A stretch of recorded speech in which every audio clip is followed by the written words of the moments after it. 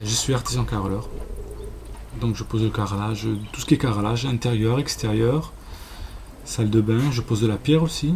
La rénovation, ça prend à peu près, on va dire, 20% de mon travail. Si vous faites une maison neuve, c'est vous-même qui tirez la chape, vous êtes sûr de faire de bons boulots. Moi, ce qui me plaît, c'est la finition. Une fois le travail fini, c'est un peu de déco le carrelage. Et le client, c'est ce que j'aime aussi dans le métier, c'est le contact avec les gens. C'est agréable aussi. Le premier rapport, c'est d'abord pour établir un devis. Je suis là pour les conseiller, ça fait partie du métier aussi, de les conseiller. Sur la couleur des joints aussi, par exemple, souvent. Parce que maintenant, vous savez qu'on a toute une palette de couleurs de joints. C'est plus comme avant, on faisait les joints au ciment et on n'avait pas trop le choix. Et ça, quand on arrive et qu'on voit un carrelage qui n'est pas trop mal fait, c'est agréable à voir.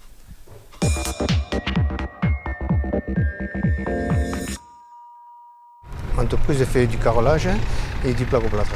J'habitue mes jeunes au traitement du tri sélectif. Je les forme et eux déjà prennent ma relève.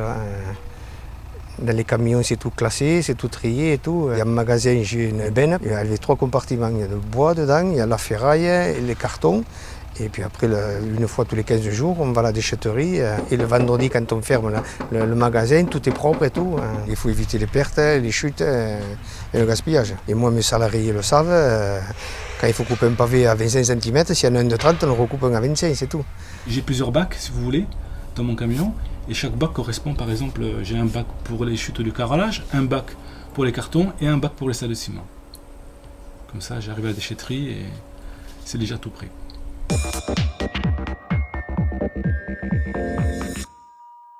La sensibilisation au développement durable de nos stagiaires se fait de 2 moyens. On a un module qui est l'éco-construction et ensuite on a les éco-gestes qui se font au quotidien par notre métier. Donc le but au quotidien de notre action concernant l'économie d'eau, c'est un geste qu'on peut avoir, un éco-geste qu'on peut avoir au quotidien par le nettoyage. C'est de pouvoir faire un travail de nettoyage avec un seau de 10 litres.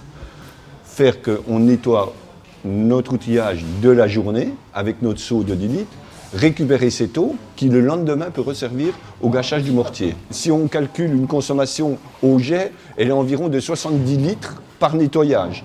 Alors que là, on va consommer 10 litres et sur ces 10 litres, on va garder environ 9 litres et demi qu'on va pouvoir réutiliser le lendemain. Et la décantation du nettoyage reste dans le seau. Ensuite, cette décantation peut aller en déchetterie dans des matériaux inertes. On a aussi dans les campus des systèmes d'affichage. Nous, on répète quotidiennement le geste qu'il faut acquérir pour pouvoir devenir un éco-citoyen. Ça change le comportement.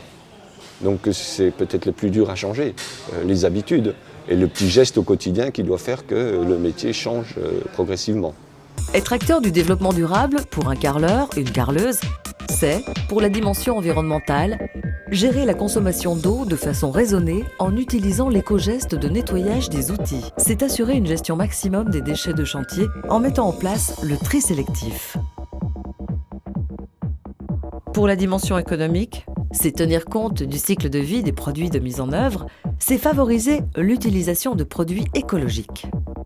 Être acteur du développement durable, c'est, pour la dimension sociale, promouvoir la santé, la sécurité et l'amélioration de la qualité des milieux de travail en utilisant des équipements de protection individuelle et collectifs. C'est lutter contre les discriminations d'âge, de genre et d'origine.